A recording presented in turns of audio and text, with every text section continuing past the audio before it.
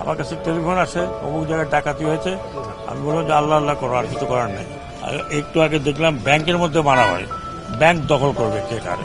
প্রথমত হচ্ছে আমি এইমাত্র পুলিশ হসপিটাল থেকে এসেছি। আমি প্রথমে আপনাদের মাধ্যমে বলি, আমি বলেছিলাম যে পুলিশের যারা ফোর্স এখনো জয়েন করেনি, তারিখ হচ্ছে বৃহস্পতিবার। চেষ্টা করছি যাতে পুলিশ ফিরে আসে।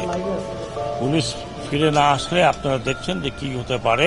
এখন মনে হয় যে যার মতো করে যাতে দখল করতে চায় দখল করতে পারে। বৃহস্পতিবার পর্যন্ত যদি আপনারা কেউ ফোর্সে জয়েন না করেন, আইজি পীর সাহেবের সাথে আলাপ করেছি, আপনারা যদি বৃহস্পতিবার না আসেন আমরা ধরে নেব আপনারা চাকরিতে ইচ্ছুক নন। এই বৃহস্পতিবারের মধ্যে যে যার জায়গায় চলে যাবেন, ডিউটিতে থাকবেন, হয়তো কারোর গায়ে কেউ হাত দেবেন না। বিচার করার আমরা প্রক্রিয়াটা করব।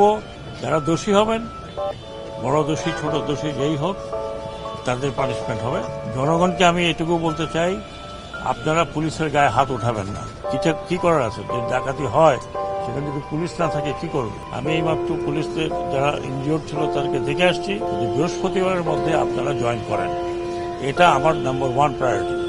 আনসারের একটা পার্ট, তাদেরও কিছু দাবি দেওয়া আছে। আমার দাবি দেওয়া হলো যে আপনারা ফিরে যান।